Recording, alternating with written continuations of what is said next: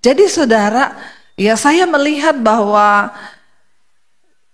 hari-hari ini perubahan itu begitu luar biasa dan bahkan sangat cepat dan terlalu cepat. Saya ingat beberapa waktu yang lalu saya ketemu dengan Pak Iyo ketika habis pelayanan di sini, ngomong-ngomong sama Yemima.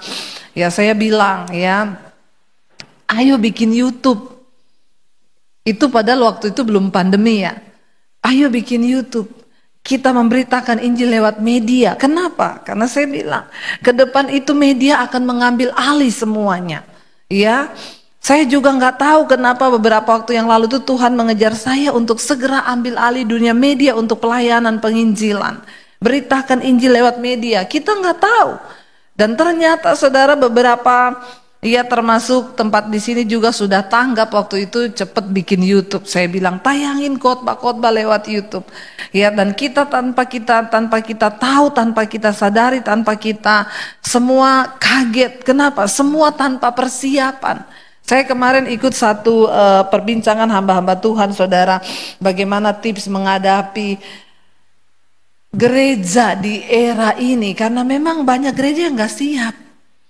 Banyak yang tidak siap dan mereka berkata, iya sesungguhnya semua nggak siap dengan keadaan ini karena tiba-tiba berubah dan akhirnya orang nggak boleh lagi ke gereja. Nah ini menjadi satu pergumulan yang cukup besar. Tapi saya percaya semua yang terjadi itu ada di dalam kendali Tuhan. Saudara ya kita harus.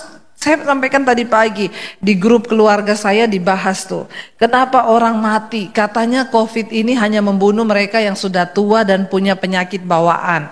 Katanya memang ini diizinkan untuk ya biar orang-orang yang tua-tua yang banyak sakit-sakit itu sudah segeralah meninggalkan bumi ini. Tapi kita nggak tahu apapun itu ya mau teori konspirasi ataupun itu bukan bagian kita untuk cari tahu. Bagian kita, saya mau sampaikan hari ini, mari kita melakukan apa yang menjadi bagian kita. Dibahas tuh di grup. Iya katanya beberapa menurut dokter yang lain, kenapa ada orang yang masih muda pun meninggal. Ada dokter yang umur 30-an belum menikah, kita tahu bersama beberapa waktu lalu heboh. Ya sehat tapi kenapa meninggal? Dari pembahasannya itu dikatakan karena mengalami viral load, di mana jumlah virus yang masuk ke badannya itu terlalu besar sehingga tiba-tiba menyerang dalam kondisi sistem imun tubuhnya yang lemah mungkin karena kecapean atau stres. Ya, lalu semua pada bahas iya gini-gini. Saya cuma balas satu kata, kenapa orang meninggal masih muda? Karena memang sudah waktunya. Amin. Nggak usah terlalu ribet mau dipikir kenapa ini begini begitu.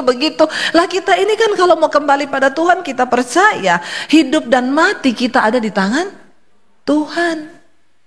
Oke, kita berhikmat hari-hari ini, tapi jangan lupa untuk tetap beriman.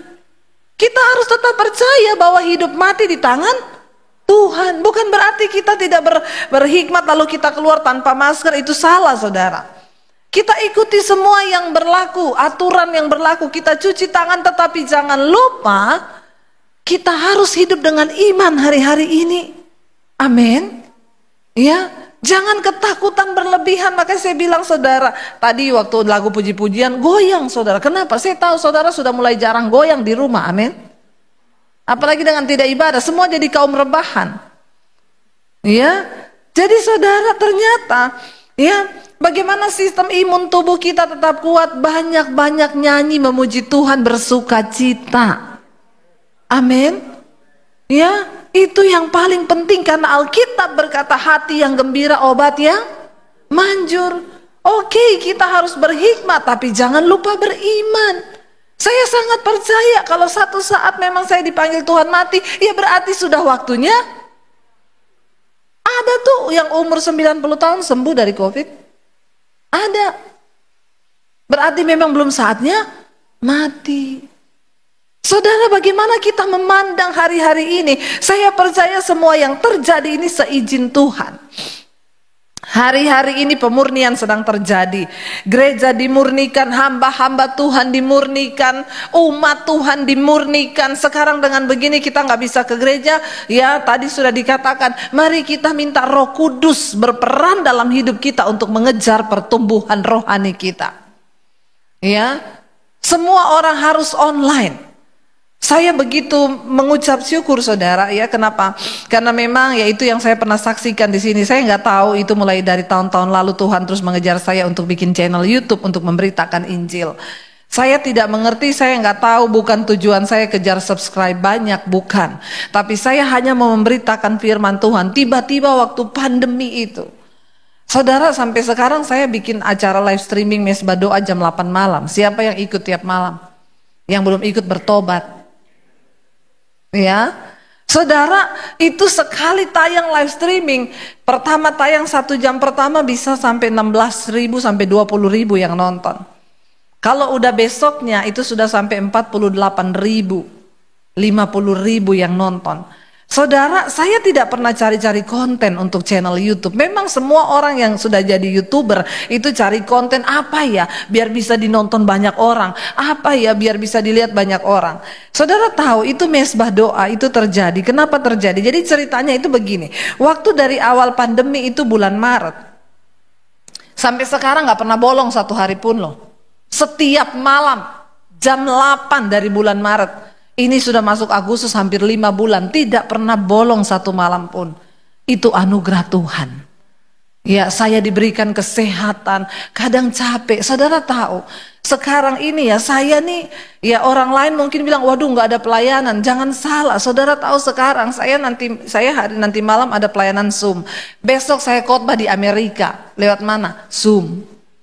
Ya, itu Tuhan itu membuka. Jadi saya itu kadang capek, tapi pernah 1 kali saya tidak mau adakan Mesbah Doa. Ya karena saya capek, hari Minggu saya bilang sama suami saya capek, kita nggak usah Mesbah Doa, please malam ini please. Udah 7:30 orang mulai WA, ibu kok belum ada tayangan iklan Mesbah Doa ya? Saya bilang kayaknya nggak ada malam ini. Dia kirim foto dong, kami 1 keluarga sudah di depan TV. Suami, istri, anak-anak. Tiba-tiba ada lagi yang masuk. Ibu kok belum keluar untuk tayangan jam 8-nya? Saya bilang kayaknya nggak ada. Dia foto dong. Bu, kami sekolah Alkitab. Semua sudah di ruang makan. Sama-sama semua mau menyaksikan dan ikut berdoa. Lalu saya bilang sama suami saya, aduh gimana nih loh. Terus suami saya bilang, itu kan kita hanya berdoa loh. Jangan mau diserang iblis, ayo kita berdoa. Jadi hari itu juga tetap tayang siaran langsung saudara Mesbah Doa. Saudara tahu itu Mesbah Doa itu bukan sekedar konten. Jadi waktu itu awal Maret pandemi mulai terjadi dan benar-benar dilarang beribadah. Saya itu sudah dikirimin dari YouTube itu berkali-kali. Coba untuk bikin live streaming. Dan saya memang nggak pernah live streaming. Memang nggak pernah untuk tayang siaran langsung. Lalu 1 kali abis saya syuting khotbah, jadi masih pakai baju rapi di studio saya di rumah, abis syuting saya tuh iseng ngutak-ngatik channel YouTube saya dari HP saya. Lalu saya lihat ada gambar kamera di situ, tulisannya itu live. Saya pencet saudara, ya. Waktu saya pencet itu kan kameranya ke saya kan. Saya pencet, saya gini, ini live ya. Tiba-tiba masuk live chat. Orang-orang ini, shalom Bu Debbie, shalom Bu. Asik, kita mau berdoa ya malam ini ya Bu. Kami sedang ketakutan Bu, kita mau berdoa yuk. Tiba-tiba ribuan. Saya bingung sendiri. Aduh gimana ini? Saya tanya sama suami saya, suami saya bilang, banyak banget. Saya bilang, iya shalom saudara, pokoknya tetap kuat ya, tetap ini. Karena saya juga kaget kan, orang saya tidak siap. Lalu akhirnya karena mereka bilang, ibu berdoa dong, kita bikin Mesbah Doa dong. Suami saya masih duduk di keyboard, saya bilang, angkat lagu, nyanyi. Lalu dia main, saya angkat lagu, cuma pakai HP. Lalu saya nyanyi, hadirat Tuhan turun, saudara saya nangis, orang-orang juga pada kirim gambar, nangis semua. Lalu 1 jam lebih akhirnya kami berdoa buat bangsa, buat negara. Lalu mereka bilang, ibu besok lagi ya.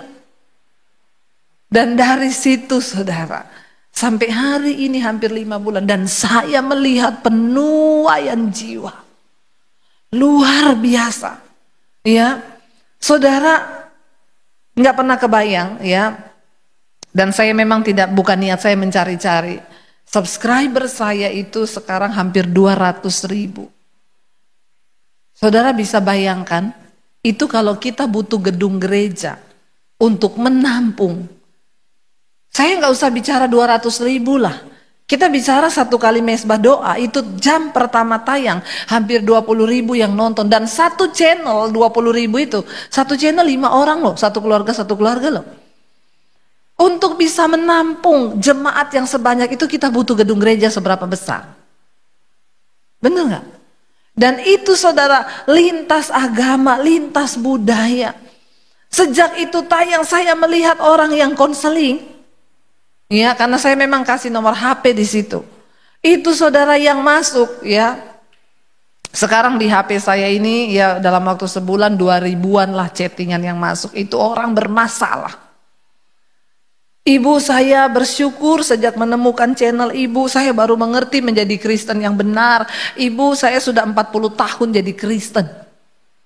Tapi selama ini saya nggak tahu menjadi orang Kristen yang benar tuh kayak apa. Saudara sudah mengerti menjadi orang Kristen yang benar kayak apa? Amin. Harusnya kita mengerti. Kenapa? Kita ada di hari-hari yang genting. Kematian ada di depan mata kita hari-hari ini.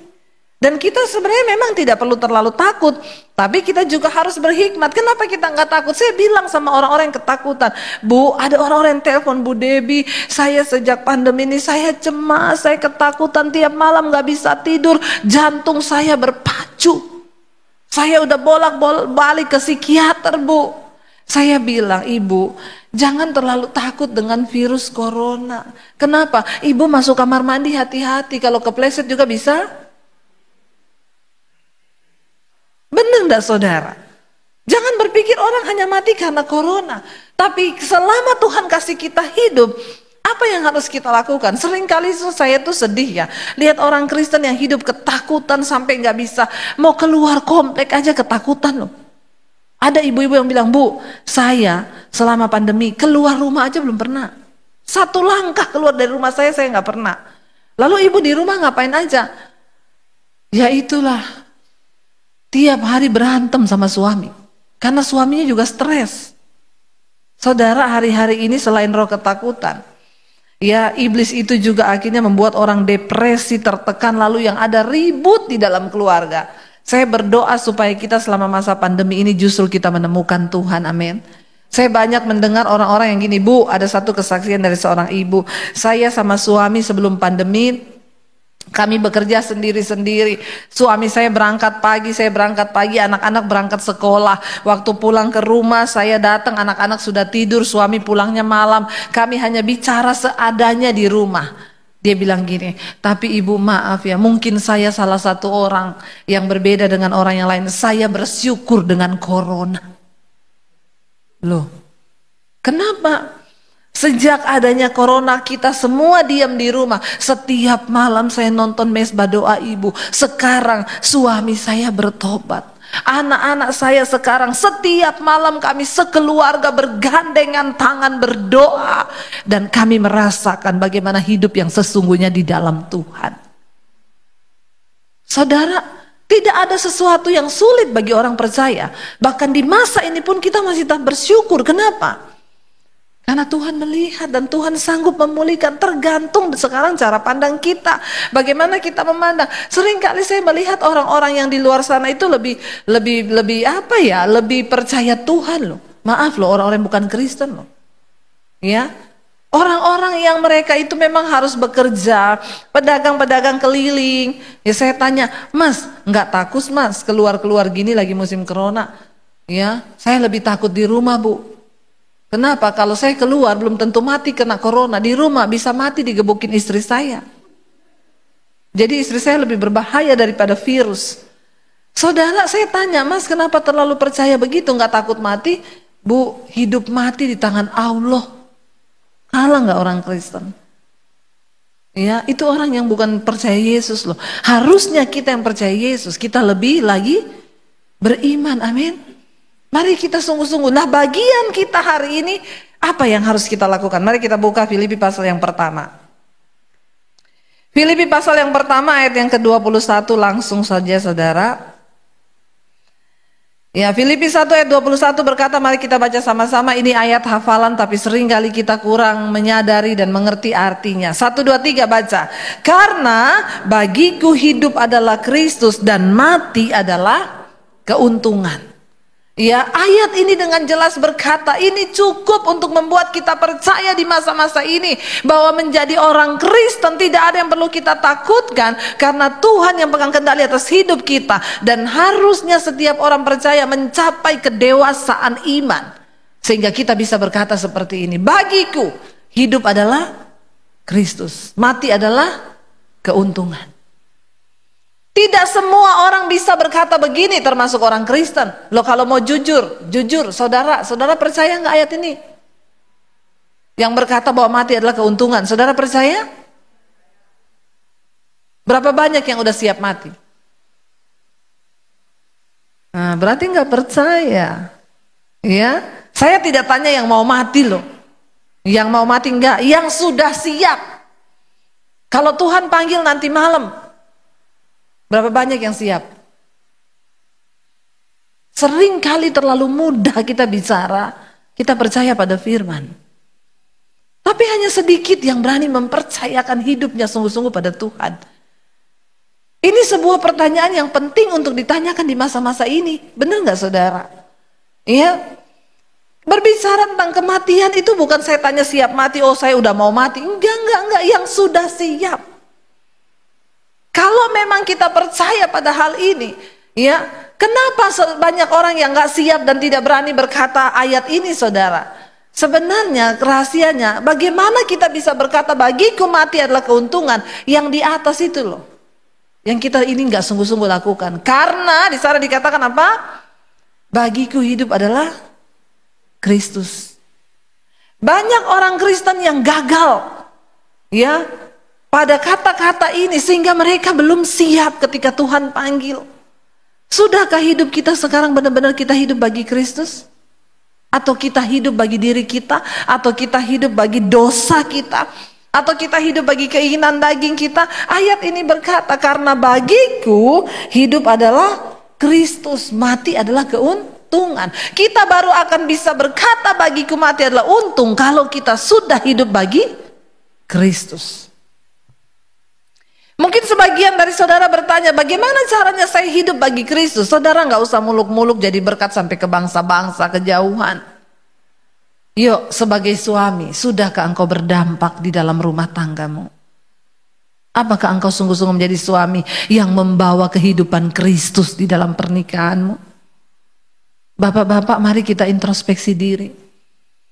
Dengan semua yang terjadi, harusnya kita ini sudah membuka mata kita untuk sungguh-sungguh melihat, ya, bahwa kita nggak punya lagi pilihan hari-hari ini selain datang di kaki Tuhan, duduk benar-benar dan tanya, Tuhan, apa yang kau mau untuk kami lakukan di hari-hari ini? Amin, saudara. Ayat ini berkata, karena bagiku hidup adalah Kristus. Apakah kita hidup bagi Kristus sekarang? Hidup bagi Kristus artinya apa? Ya, kita yang dulu itu, Rasul Paulus berkata, aku bukan aku lagi, tetapi Kristus yang ada di dalam aku. Jadi kalau kita itu berhak untuk marah, kita akan berkata, Tuhan, aku berhak untuk marah, tapi karena hidupku bukan aku lagi, maka aku nggak mau marah-marah. Amin. Aku bisa tersinggung Tuhan, tapi karena hidupku bukan aku lagi, ya aku nggak mau tersinggung Tuhan yang ada di dalamku. Mari kita belajar mematikan setiap keinginan daging kita dan mempercayakan hidup kita pada Tuhan. Bapak Ibu yang terkasih, di masa pandemi ini juga tingkat perceraian naik, KDRT terjadi naik. Kenapa? Karena orang di rumah akhirnya ketemu banyak yang kehilangan pekerjaan. Firman Tuhan berkata, ingat loh, akan datang masa yang sukar. Ini baru awal, ini belum semuanya. Ya, kita sudah melihat kalau sampai hari ini kita masih hidup itu anugerah, karena begitu banyak hamba Tuhan juga yang dipanggil yang kena virus ini. Makanya tadi pagi saya bilang, saudara, kita tidak perlu takut berlebihan. Saya percaya kalau orang memang sudah meninggal kena virus, ya memang berarti sudah waktunya dia meninggal. Nah, bagian kita yang masih tinggal di dunia ini, ngapain kita hidup? Mari hidup bagi kepentingan Tuhan. Sebagai suami, jadilah suami yang takut akan Tuhan, menjadi imam dalam rumah tangga, yang membawa istri dan anakmu datang kepada Tuhan. Itu tugas dari suami.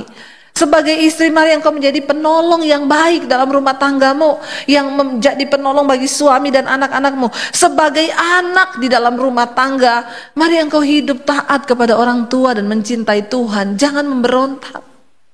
Amin. Kita kembalikan fungsi Alkitabiah dalam rumah tangga kita, saudara.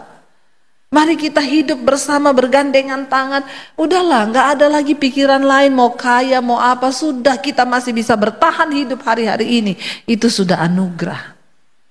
Karena ke depan akan begitu datang masa yang sukar, yang lebih daripada ini, saudara. Tapi kita gak pernah tahu. Orang bilang nanti setelah ini akan pakai chip, akan apa. Ya bisa iya, bisa tidak. Nggak ada yang tahu. Kalau penggunaan uang tunai nanti sudah nggak ada. Ya kita lihat ke depan ini, beberapa negara sudah menghapus pemakaian uang tunai. Ya nanti akan beralih, uang itu nanti hanya tinggal angka saja. Wujudnya udah nggak ada. Lalu pada akhirnya manusia akan jatuh dalam satu kepemerintahan. Kita semua akan diburu untuk berpacu. Hanya sebenarnya hidup ini ya, saya itu kemarin ngobrol sama suami saya. Kalau uang sudah tidak ada wujud, ternyata semua hanya permainan angka. Siapa yang pegang kendali sih atas uang di dunia ini? Ya antikris. Ya antikris itu siapa? Setan? Bukan, mereka manusia biasa kata Tuhan. Tapi mereka orang-orang yang menggenapi firman yang akan segera digenapi. Kita nggak usah bingung lagi, nggak usah tanya-tanya lagi ini benar apa enggak, apakah antikris mau datang atau tidak. Saya bilang yang terpenting adalah firman Tuhan bilang ketekunan orang-orang kudus hidup sungguh-sungguh mengikut Tuhan. Sebelum terlambat, saudara, mari kita bertobat. Tinggalkan semua yang menjadi penghalang kita dekat dengan Tuhan. Bagiku hidup adalah Kristus dan mati adalah sebuah keuntungan. Ya. Apakah hidup kita ini sudah berdampak? Nggak usah bicara jauh-jauh, di dalam keluarga kita. Apakah kita menjadi suami yang berdampak? Apakah kita menjadi istri yang berdampak? Apakah kita menjadi anak-anak yang berdampak bagi keluarga? Terutama untuk kerajaan Allah. Amin. Kita nggak perlu takut. Makanya dulu saya pernah cerita kayaknya di sini, bicara tentang kematian. Saya dulu, saudara, pernah tidur nyenyak banget, enak banget, rasanya saya nggak pengen bangun. Lalu ada suara yang bilang begini, kalau kamu tidur terus, kamu mati loh. Tapi memang rasanya saya nggak kepengen bangun. Enak banget, damai banget di hati. Cuma akhirnya saya bangun karena saya ingat anak saya masih kecil. Dan saya ingat nanti suami saya kawin lagi. Jadi saya bangun cepat-cepat, saudara. Ya, saudara, ya kematian itu di dalam Yesus tuh enak loh. Kita mau lihat apa yang Rasul Paulus bilang ayat 22, ayo. Rasul Paulus berkata begini, saudara, tetapi jika aku harus hidup di dunia ini, itu berarti bagiku apa? Bekerja memberi buah. Buah apa yang sudah kita hasilkan dari hidup kita? Tuhan berkata kepada bangsa Israel, aku datang kepada kebun anggurku, aku mengharapkan memetik buah anggur yang manis dari kebunku itu, tetapi yang kudapati adalah buah anggur yang asam. Saudara, buah apa yang kita hasilkan di hidup kita? Hari-hari ini apakah kita menghasilkan buah yang manis bagi Tuhan? Bagi orang di sekeliling kita? Saya hari-hari ini hanya berkata, Tuhan, aku mau hidup bagi kepentingan kerajaan-Mu saja, Tuhan. Pakai hidupku. Saudara tahu kadang konselingin orang-orang itu, saudara. Bayangkan ribuan WA yang masuk. Ya, tapi saya tahu Tuhan, untuk inilah saya dipanggil. Kadang layani doa pelepasan lewat telepon. Mereka orang-orang yang dulunya berkata, Bu, kami bukan dari gereja karismatik. Kami dari gereja yang tidak mengerti kebenaran, tapi setelah mengikuti dan terutama pandemi ini kami mau sungguh-sungguh bertobat, saudara. Jangan sampai kita yang sudah mengerti kebenaran kita ketinggalan. Rasul Paulus berkata, kalau aku masih harus tinggal di dunia ini, itu bagiku bekerja memberi buah. Satu-satunya alasan kita ada di dunia ini yaitu untuk bekerja memberi buah. Amin. Gak ada yang lain, bekerja memberi buah. Kalau fokus hidup kita untuk Tuhan bagi kepentingan kerajaannya, saudara nggak usah terlalu khawatir. Masalah uang, masalah hidup ini tuh Tuhan yang sediakan. Saya berbicara di depan saudara bukan karena saya tidak mengalami. Saya selalu berulang-ulang kali ketika saya terima Yesus, saya dibuang dari keluarga tanpa uang 1 sen pun loh. Tanpa ada orang yang bisa saya datangi untuk minta uang loh. Saya benar-benar hidup sebatang kara hanya belajar mempercayai Tuhan. Tapi sampai hari ini saya tidak pernah meninggalkan Tuhan. Dan saya melihat bagaimana Tuhan mencukupkan semua kebutuhan saya itu. Ya saudara, bagian kita cuma percaya. Amin. Makanya kalau ada orang-orang datang, ya banyak orang aneh juga ya. Bu Debi dia kirim WA, tolong doakan Bu. 1, toko saya yang di ini. 2, toko saya yang di ini. 3, supaya hidup saya diberkati. 4, supaya utang-utangnya orang segera bayar kepada saya. 5, saya bilang, lu kira gua makelar? Kita tidak akan pernah bisa, saudara. Saya bilang, Bu maaf ya, ibu gak bisa bayar pendeta hebat sekalipun untuk mewakili hubungan ibu dengan Tuhan. Maaf, saya tidak mau berdoa untuk semua pokok doa yang ibu taruh kepada saya. Loh kenapa Bu? Ibu datang sama Tuhan, saya mau bilang ibu bertobat. Hari gini masih titip doa sama pendeta. Doakan toko saya diberkati, tanah saya laku, saya mau jual rumah. Aduh, saudara, ini kalau di depan saya baptis ulang. Ya. Ada loh orang-orang Kristen yang masih begitu. Saya bilang Tuhan gak tertarik dengan semua ini Bu. Tuhan tertarik dengan hidupmu. Amin. Hidup yang apa? Memberi buah bagi Kristus. Hari ini orang-orang yang mengandalkan kekayaan semua berjatuhan loh saudara. Ada dalam ketakutan. Yang paling enak itu cuma anaknya Tuhan Yesus. Ya. Kita nggak perlu khawatir, kita nggak perlu ragu. Fokus kita adalah kata Rasul Paulus, hidup memberi buah.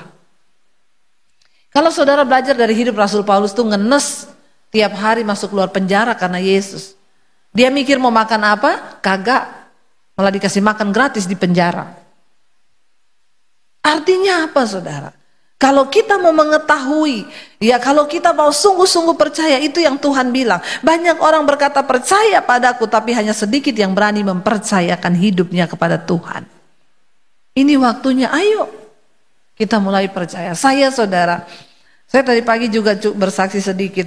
Ya beberapa waktu yang lalu itu saya melihat bagaimana gereja-gereja besar juga sudah nggak mau terlalu mengundang saya. Kenapa? Karena memang khotbah-khotbah saya itu banyak orang kaya yang tersinggung. Ya. Karena terlalu banyak ngomong soal ya kebenaran, saya hanya ngomong kebenaran. Saya sempat bertanya, Tuhan, kalau kita memberitakan kebenaran aja banyak yang gak suka. Ya, sampai kapan? Ya, tapi saya cuma setia saudara, di YouTube itu saya beritakan. Saya kemarin dapat telepon dari Amerika, ada satu orang pendeta yang sudah 10 tahun meninggalkan Tuhan.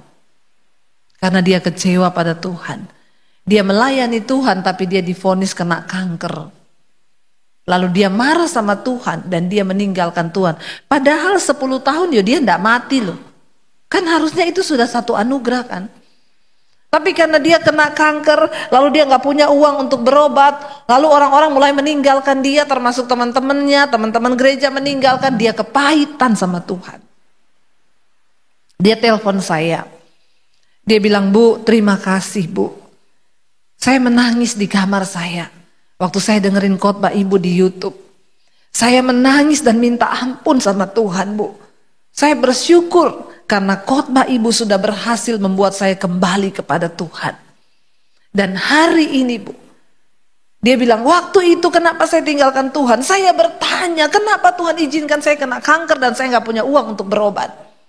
Sementara orang Kristen meninggalkan saya, orang gereja meninggalkan saya di saat saya benar-benar membutuhkan mereka. Saya kecewa sama Tuhan, saya bertanya. Lalu saya bilang sama dia, Pak, menjalani hidup ini bagian kita hanyalah menjalani dan percaya pada firman. Dan tidak usah banyak bertanya. Amin. Kenapa saudara? Karena tidak semua pertanyaan di hidup kita itu ada jawabannya. Berhentilah bertanya karena engkau akan kecewa. Kenapa? Karena tidak semua peristiwa masalah yang terjadi di hidup kita itu ada jawabannya. Itu seringkali nggak ada jawabannya. Nanti aja kalau ketemu Tuhan di sorga baru tanya. Bagian kita adalah apa? Mencoba mengerti apa maksud Tuhan di balik setiap persoalan itu. Berhentilah bertanya.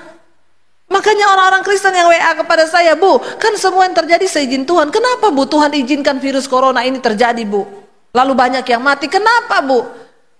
Saya bilang, nanti besok kalau kamu udah mati, tanya sendiri sama Tuhan.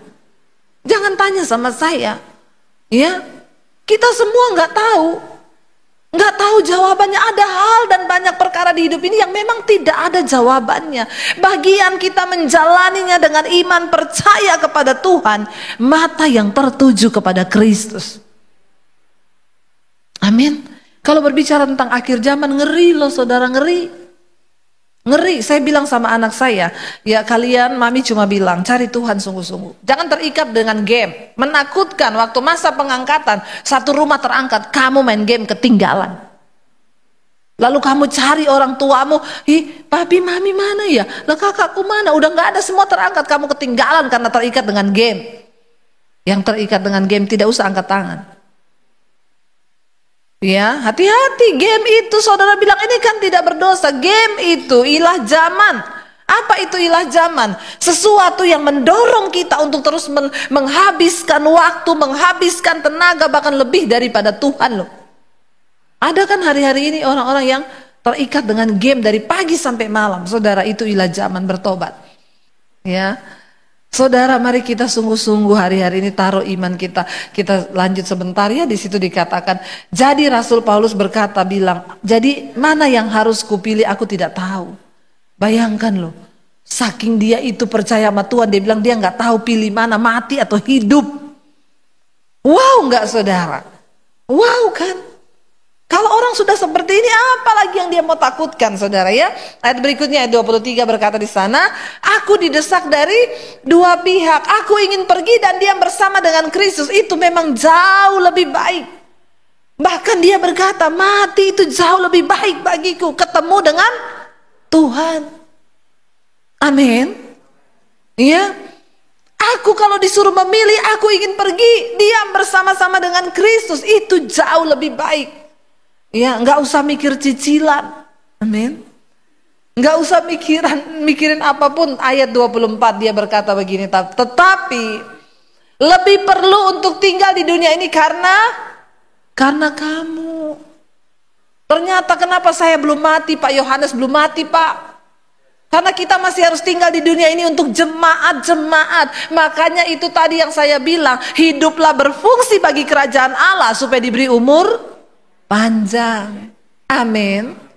Kalau hidup kita sudah tidak berfungsi bagi Kristus, bagi kerajaan Allah, ya udah siap-siap aja. Apalagi terlalu banyak masalah hidupnya. Jadi suami nggak pernah membawa dampak dalam keluarga, jadi istri, jadi anak, kita semua cuma sibuk dengan diri kita sendiri. Bertobat saudara. Ayat yang terakhir 25 Rasul Paulus berkata begini, dan dalam keyakinan ini tahulah aku bahwa apa?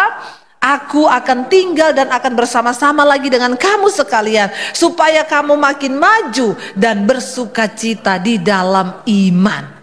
Ya, jadi saudara, kalau Tuhan masih izinkan kita hidup, itu artinya Tuhan mau kita ini menjadi berkat bagi banyak orang. Mari kita bangkit berdiri bersama. Terima kasih Bapa. Kami tahu Tuhan, Engkau Tuhan yang memberikan kami kesempatan hidup di dunia ini untuk kami boleh menjadi berkat. Jadikan kami suami yang berdampak dalam keluarga. Jadikan kami istri yang berdampak, anak-anak yang berdampak. Kalau kami masih tinggal, itu bagi kami artinya bekerja memberi buah. Terima kasih buat segala kebaikan Tuhan dalam hidup kami.